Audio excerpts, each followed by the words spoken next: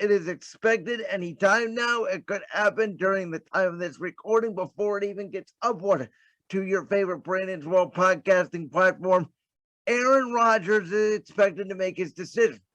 And as I have been saying for the last, I don't know how many months since August came out and they said, oh, well, this is probably going to be Aaron Rodgers' last year in Green Bay. I have been saying, no. It will not be Aaron Rodgers' last year in Green Bay. I've given many reasons for it, but I do want to address them again. Number one, if it really is about winning for Aaron Rodgers, there is no reason to leave Green Bay. As I've said many times before, Aaron Rodgers is not a free agent. I don't know how many times I have to put that through your guys' head, and the media has to put it through your head that Aaron Rodgers is not a free agent. If he is going to leave the Green Bay Packers, he is going to have to be traded. If he does get traded, he also does not have a no trade clause, which means theoretically Green Bay could send him to the Jets. They could send him to the Giants. They can send him wherever they may well please, whoever gives them the best offer. Number two, in Green Bay, Aaron Rodgers still has a great offensive line. I know David Bakhtiari was hurt most of this season, but when he is healthy, which he will be this season, he is arguably and probably is the best left tackle in the game. He has a great running game. He has two great running backs in Aaron Jones and A.J. Dillon. By the way, as a weapon, I know he didn't have a great number two receiver, but Robert Tonyan's going to come back. That'll probably be his number two target at tight end. But he literally has the best wide receiver in football in Davante Adams.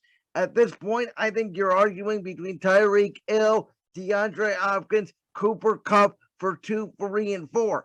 I think it is indisputable that Davante Adams is the number one best wide receiver in football. The way the dude gets open, rarely, if ever, uses his hands, always uses his feet, great route runner, great run over the catch, great vertical leap, can go up and get the football, can do everything you ask of a very talented wide receiver.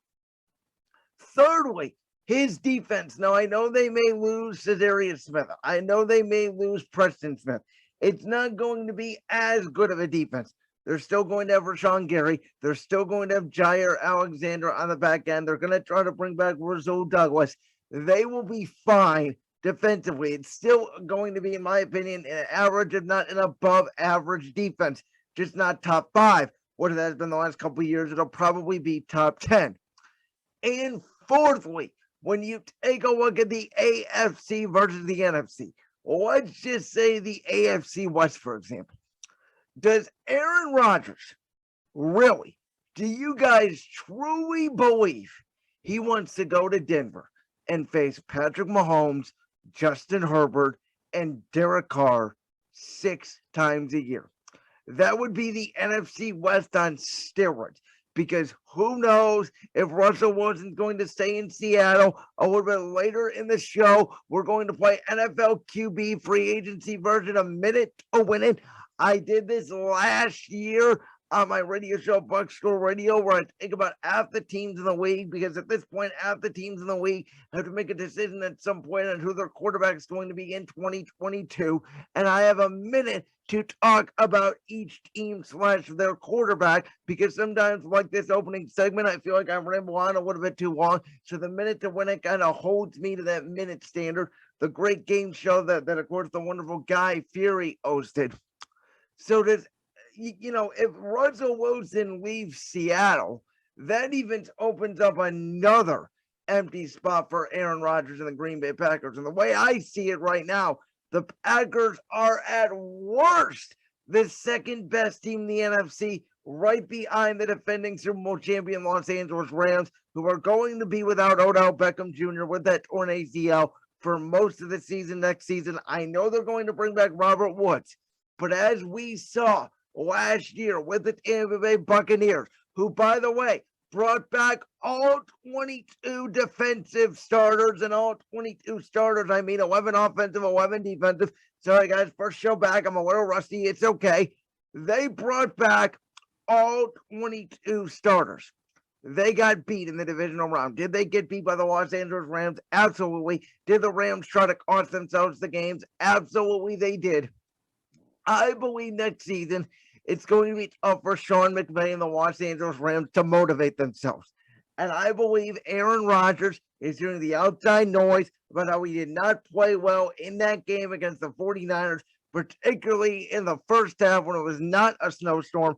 And don't kid yourself, folks. The Packers are better than the Niners. I know the Niners beat them in Lambeau, but mostly that was because Aaron Rodgers played one of the worst playoff games I have ever seen. The Packers are just flat out better than the San Francisco 49ers, a Niners team who I believe actually matches up really well with the Los Angeles Rams. And if Trubisky doesn't drop that interception in the fourth quarter of the NFC Championship game, I can guess we have a San Francisco 49ers, Cincinnati Bengals Super Bowl.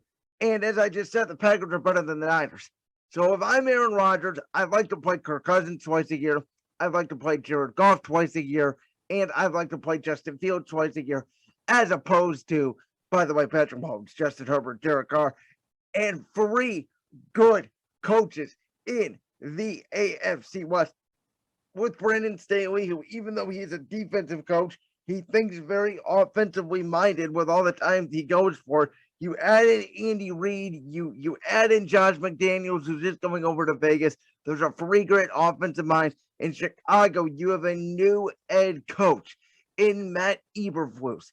In Minnesota, you have a new head coach in Kevin O'Connell. In Detroit, you have Dan Campbell, and that is a good coach team, but it is a rebuilding team.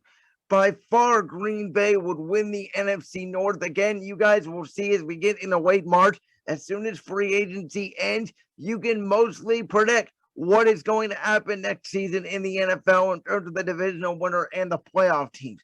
We already know Buffalo, Kansas City, the Chargers, Baltimore, Cincinnati, if they get healthy with Burrow, Tennessee with Tannehill and Derrick Henry and those weapons out there in the AFC, the NFC with Arizona, the Rams, Green Bay, Dallas in that weak NFC East. Like those teams already feel like playoff teams.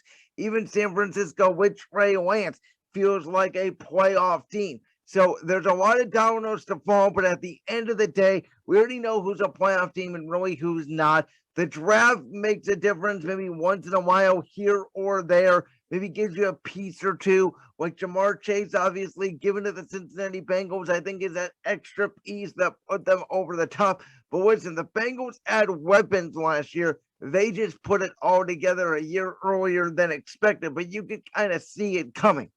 With Green Bay, I see at least a division winner, and I think they have a great chance to make it out of the NFC next season. If I'm Aaron Rodgers, I believe he is absolutely staying.